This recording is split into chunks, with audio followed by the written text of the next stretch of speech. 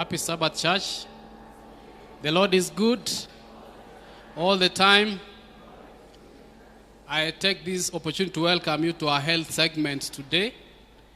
In this season, when we are talking about the abundant life, I invite you to our topic today, which is hope for amputees. We have been called to reach out to everyone in the spirit of TMI, hence the topic. So the question that I want all of us to answer is, who are amputees, or what is an amputation? So an amputation, in simple terms, is the action of surgically cutting off a body segment. So it is basically the action of surgically cutting off a body segment because of different reasons. And allow me to just highlight some of the causes of amputation. The first cause is traumatic due to road traffic accidents. And statistics show that this is the highest, or rather the leading cause of amputation because of injuries that result from motorbike, pedestrians, and the other forms of accidents on our roads. To the extent that an injury on a body segment is not, it's not possible for doctors to salvage an injury, and that leads to the patient losing that part of their body. The other cause is as a result of vascular diseases, and the most common one is diabetes. We also have amputations as a result of infections. Another common cause of amputations is cancer or tumors.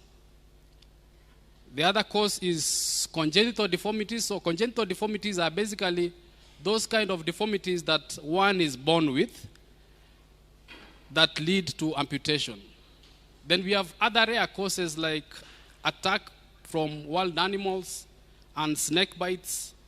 And one thing I have to mention is that an amputation can be done at any level of this body, at any level of the skeleton, and it can also be done on various body segments.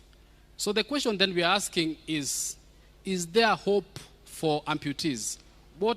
Losing a body part is such a heavy thing. It is not very easy to cope with the fact that you are born complete, but at some given time, because of the reasons I've stated, you end up losing a body part. So then what happens? So this is a very big topic, but for today, I will focus on solutions that are medically available for persons who lose their legs and their hands. And in this case, we have what we call prosthetics. So prosthetics is basically an assistive device which is designed in such a way that it is able to replace that part of the body that has been lost. And we have seen that prosthetics really works, especially if one loses their eyes, if one loses a hand, if one loses their legs. Prosthetics is also used in replacing joints and false teeth. And also we have seen that it can also be used to replace parts of the jawbone, which is called a maxillofacial prosthesis. So on focusing more particularly on the lower and upper limb, so when someone loses their leg or their hand, they are given a prosthesis which basically attempts to restore their body function and their body shape. And we see that prosthetics is such an old history, an old practice. It was practiced many, many years ago, many centuries ago, even before technology came to be, where people used to fabricate prostheses using carved wood, leather, and all sorts of things. But currently, we thank God because we have very, very serious technological advancements which have led to opportunities where the body segments can be replaced, and in terms of function, they are also able to function like the normal body segments.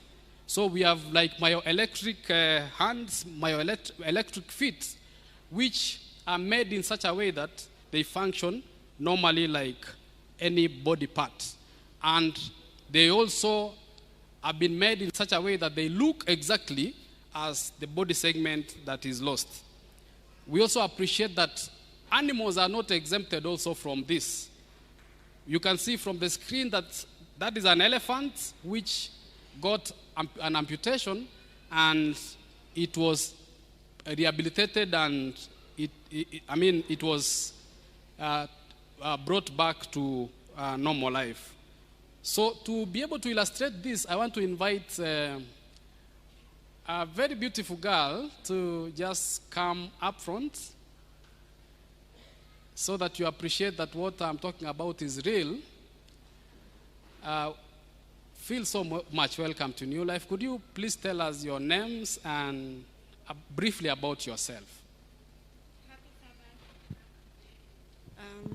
My name is Magdalene Chesoli. I am an amputee, and I'm really happy to be here.